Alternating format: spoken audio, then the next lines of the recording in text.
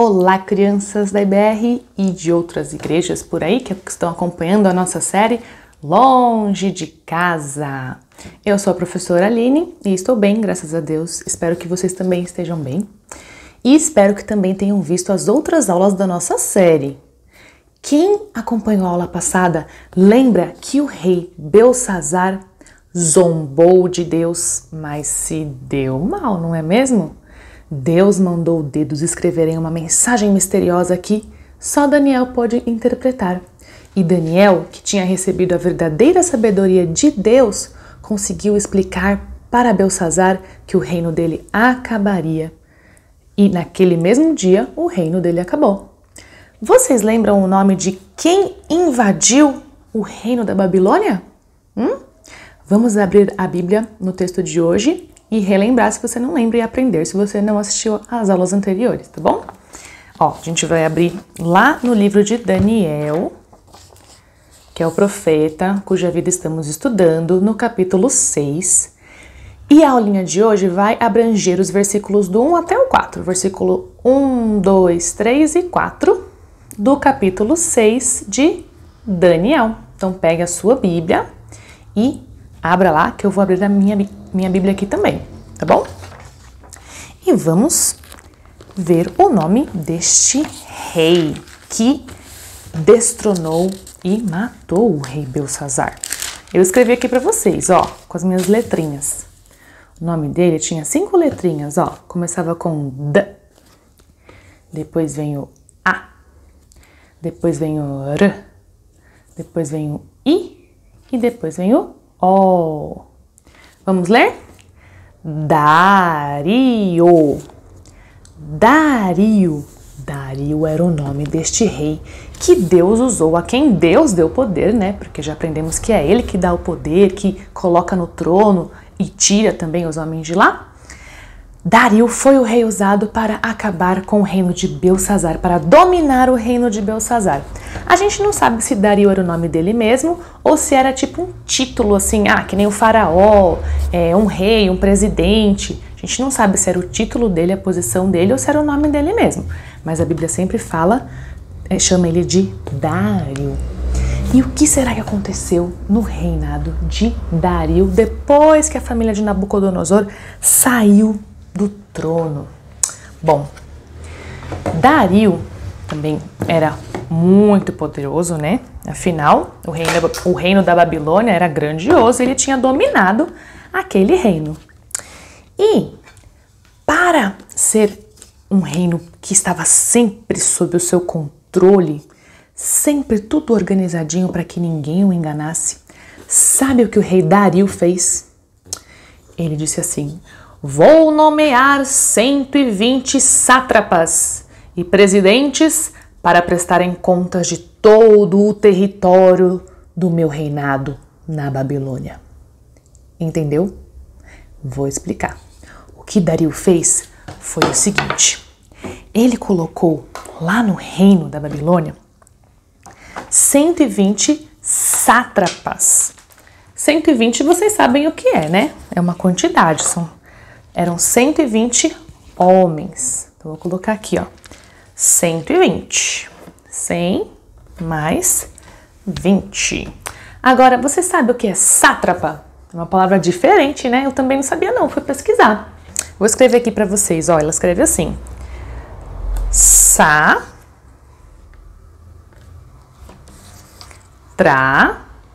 T-R-A, sátrapas. Paz, P-A-S. E aqui tem um acento agudo, ó. Sátrapas. 120 sátrapas foram nomeados pelo rei Dario. Para quê? Então vamos entender o seguinte. Lá na Babilônia tinha uma divisão. O reino era dividido em províncias. Eram territórios separados. E cada território desses recebeu um sátrapa, que era um líder, como se fosse um governador, que tinha que tomar conta, ficar de olho e liderar aquele território.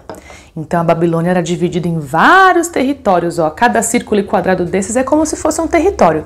E cada um desses daqui era um sátrapa, tinha 120 sátrapas para tomar conta dos territórios da Babilônia. Você já deve ter visto um mapa do Brasil na escola, né? Era mais ou menos assim, ó. O nosso Brasil também é dividido em vários estados, né? A gente tá aqui em São Paulo, mas tem Amazonas, Minas Gerais, Ceará, Bahia. Cada siglazinha dessa aqui, cada divisão é um estado. Então, era como se a Babilônia fosse dividida assim também. Não era igual ao Brasil, né, gente? Eu só tô dando um exemplo para vocês entenderem melhor. Mas cada divisão era como se fosse um estado. E cada sátrapa era como um governador que ia tomar conta dali. E esses sátrapas, eles tinham que tomar conta por quê? Eles tinham que ficar de olho se ninguém naquele pedacinho da Babilônia, naquele território, naquela província, não queria fazer uma rebelião contra o rei Dario. O que é uma rebelião? Queria fazer guerra contra ele, queria causar problemas ali no seu reino e ameaçar o poder dele. Ou também eles tinham que ficar de olho se as pessoas dali das províncias estavam pagando bem os seus impostos, né? Dando dinheiro para o rei. Dinheiro ou então parte das suas plantações, dos seus animais. Assim como hoje o papai faz. Pergunta para ele, papai, você paga imposto? Ele vai falar assim, nossa, como eu pago?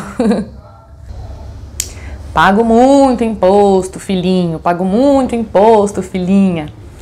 E então os sátrapas tinham que ficar vendo se todo mundo estava dando dinheiro certinho para o rei. Que eles eram obrigados a pagar os impostos para o rei, e o rei os protegia ali no território da Babilônia, né? E se comprometia a dar para eles uma vida mais ou menos boa. Mais ou menos isso.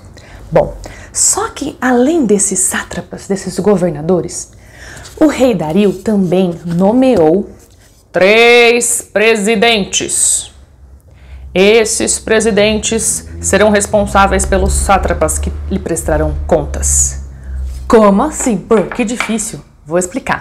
Além dessas pessoas, desses 120, tinha 3 homens, 3 presidentes, 3 homens que ficavam perto do rei Dario e sempre contando para ele como estavam acontecendo as coisas no seu reino. Então, os sátrapas vinham falar com esses 3 e contar como estavam organizando, né? Se estava tudo bem, se não estava, em cada uma das províncias.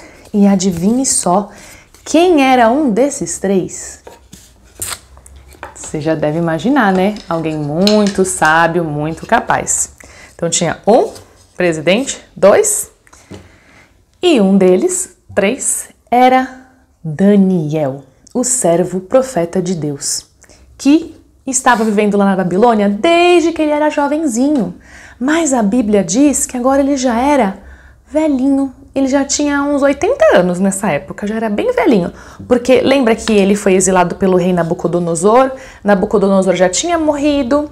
Aí Belsazar foi rei. E Belsazar já tinha morrido. Agora era um terceiro rei. Então isso quer dizer que Daniel ficou muitos anos, ficou toda a sua vida lá na Babilônia, longe de casa, e já estava velhinho. Mas, além de velhinho, ele estava ainda mais sábio, mais competente, mais bondoso, mais inteligente e profissional, bom em tudo que ele fazia. Então ele era um dos 3 presidentes que Dario tinha colocado ali sobre a Babilônia. Mas o que aconteceu, criançada? Aconteceu algo que já tinha acontecido antes na história de Daniel.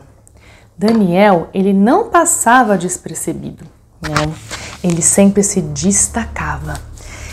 E lá no seu trabalho como presidente, o rei Dario, sempre olhando, conversando, vendo o trabalho de Daniel, viu que ele estava fazendo um trabalho excelente, que ele era um ótimo presidente, e começou a pensar assim, este Daniel, eu confio nele. Ele não faz nada errado. Ele é muito correto e honesto. Faz tudo certo, não mente, não engana ninguém. Não me engana. Acho que vou colocar ele como governador de todo o reino. Olha só o que o rei Dario queria fazer com Daniel. Ele queria colocá-lo ao seu lado no reino da Babilônia. Ele queria fazer de Daniel o homem mais poderoso no reino depois dele mesmo, depois do rei Dario. Ele seria como se fosse um corregente, ele ia reinar junto com Dario. Que interessante, né, crianças? Olhem só o que Deus fez na vida de Daniel. Mas, adivinhem só quem não gostou nada disso. Os 120 sátrapas e os outros 2 presidentes não gostaram nada disso. Então, sabe o que eles fizeram? Deem uma olhadinha lá no versículo, ó. 4. Então, os presidentes e os sátrapas procuravam ocasião para acusar Daniel a respeito do reino. Então, eles se juntaram. Esse Daniel aí nem é da Babilônia, ele é um estrangeiro e tá querendo ser presidente. A gente tem que fazer alguma coisa. Vamos vasculhar e procurar. Vamos procurar alguma coisa para acusar Daniel? Sim, não é possível. Alguma coisa ele deve ter feito errado. Isso aí. Vamos procurar, observar pelo reino, andar e vamos encontrar alguma coisa que Daniel fez de errado para acusá-lo diante do rei. Então, os sátrapas e os outros 2 presidentes foram pelo reino e também examinaram o trabalho de Daniel, as anotações dele. Procuraram, investigaram, tentaram achar. Já pensou se alguém entrasse no seu quarto, por exemplo, a sua mãe, falasse assim, eu vou achar aqui nesse quarto alguma coisa que o meu filho fez de errada. Olha aqui essa meia fora da gaveta. Ia ser fácil achar alguma coisa, né? Mas no caso de Daniel, não foi fácil. Na verdade, eles não acharam nada. Eles não acharam nada de errado que Daniel tinha feito no reino. Sabem por quê, criançada? Por causa dessa verdade aqui, ó. Deus capacita os escolhidos. Será que Daniel tinha nascido assim? Excelente, bom, em tudo que fazia? Claro que não. Ele tinha sido escolhido por Deus. Ele não estava naquela posição à toa. E toda essa capacidade, quem tinha dado a ele era Deus. Então, tudo que ele fazia era para a glória de Deus e através da capacitação de Deus. Tanto ele era um escolhido, que isso é assunto para aulas futuras, mas vocês sabiam que na época de Daniel, vocês lembram que Israel estava exilado, né? Judá estava exilado na Babilônia, eles estavam longe de casa. Na época de Daniel, eles receberam autorização para voltar para Jerusalém e reconstruírem a sua cidade. Mas isso é um outro livro da Bíblia que eu vou contar para vocês depois, tá? Mas com certeza Deus usou Daniel naquela posição de poder para ensinar lições grandiosas àqueles incrédulos que não conheciam a Deus, que eram idólatras, e também para ajudar e ensinar o seu povo escolhido, o povo de Deus, os judeus, não é? Então, essa é a lição da aula de hoje, que Deus capacita os escolhidos. Ele escolheu Daniel e o capacitou. O que é capacitar? Não expliquei, né? É fazer você ser capaz de fazer alguma coisa. Deus nos faz conseguir fazer as coisas corretas, boas, excelentes, porque sozinhos nós só conseguimos pecar, né? Nós pecamos muito bem, mas quando somos escolhidos por Deus, Ele nos capacita, Ele nos ajuda a conseguir fazer o que é bom, nos ajuda a fazer o que é correto, o que agrada a Ele. O versículo de hoje é esse daqui, ó. Vamos ler comigo? Pois é Deus quem efetua em vocês tanto o querer quanto o realizar. Filipenses 2:13. É Deus quem faz, quem efetua em vocês o querer e o realizar. Então, se eu quero fazer alguma coisa certa e se eu consigo realizar alguma coisa boa, é Deus que faz isso em mim. Eu não tenho que ficar orgulhosa, me achando o máximo. Olha como eu faço tudo certinho, que legal que eu obedeci. Não, porque é Deus que faz você querer e conseguir obedecer e fazer o que é correto aos olhos dele. Se você já é crente, já tem Jesus como seu Salvador, isso significa que você é um escolhido, assim como Daniel. Deus escolheu você para ser filho dele. E ele pode te capacitar a fazer a vontade dele, a obedecer, a ser um servo obediente de Deus. Então, ore a Deus pedindo que ele te ajude a ser bom e excelente em tudo que você fizer, assim como Daniel. E assim, você vai ensinar muito sobre Deus aos incrédulos que convivem com você, aos incrédulos que você conhece, tá bom? Então, essa é a nossa aulinha de hoje. E eu aguardo você na próxima para ver o que mais que esse pessoal aprontou, tá bom? Tchau, tchau!